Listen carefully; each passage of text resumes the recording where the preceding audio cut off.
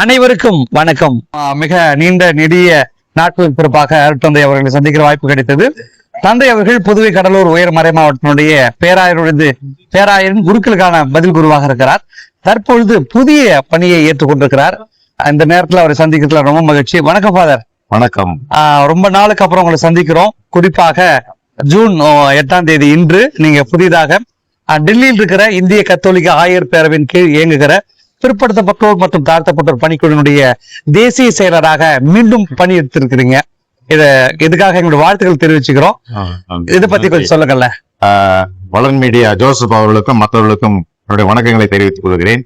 இந்த அகில இந்திய ஆயர் பேரவையினுடைய தாழ்த்தப்பட்டோர் மற்றும் பிற்படுத்தப்பட்டோருடைய பணிக்குழுவானது தாழ்த்தப்பட்டோருடைய வளர்ச்சிக்காகவும் அவர்கள் எந்த விதத்திலும் திரு அவையிலே வேறுபாடுகளாக நடத்தப்படக்கூடாது, குறிப்பாக சாதிய வேறுபாடுகள் இருக்கக்கூடாது, அது கல்லறையாக இருந்தாலும் சரி, திருவழிபாடாக இருந்தாலும் சரி, ஆலயத்திலும் வேறுபாடு இருக்கக்கூடாது என்பதுதான் முக்கிய கருத்தாக இருக்கிறது. அதே சமயத்திலே அவருடைய பொருளாதார முன்னேற்றம், வாழ்க்கை முன்னேற்றம், கல்வி முன்னேற்றம் என்பது அவசியமாக இருக்கிறது.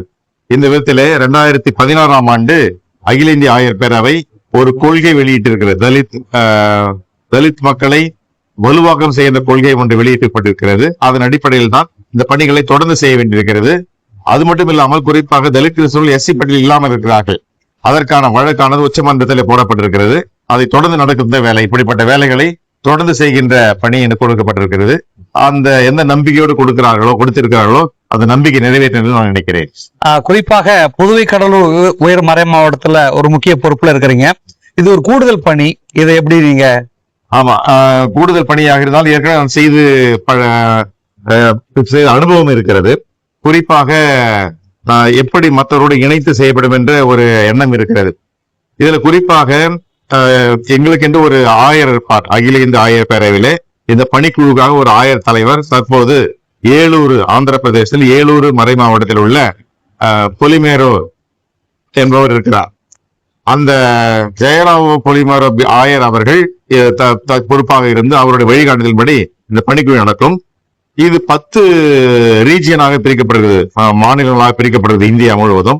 ஒவ்வொரு மாநிலத்துக்கும் ஒரு செயலர் இருப்பார். உதாரணமாக தமிழகத்துக்கு அடுத்த நித்யா அவர் செயலராக இருக்கிறார்கள்.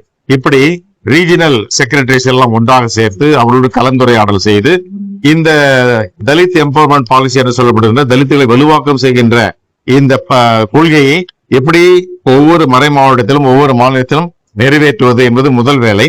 அது மட்டும் இல்லாமல் இந்த வழக்கானது தொடர்ந்து மேற்கொள்ளப்பட்டு அந்த வழக்கிலே நாம் வெற்றி பெற்று தலித் கிறிஸ்தவர்கள் எஸ்சி பட்டியலில் சேர வேண்டியது முக்கியமான வேலையாக இருக்கும்.